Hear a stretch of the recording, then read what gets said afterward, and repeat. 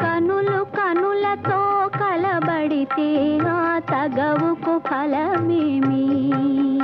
కలలే నా కలలో నీవే కనబడితే ఆ చొరవకు బలమేమి? మరులే మరులు మనసులో స్థిరపడితే ఆపై జరిగేదేమి? మనువు మనువై ఇద్దరు ఒకటైతే ఆ మనుగడ పేరేమి? సంసారం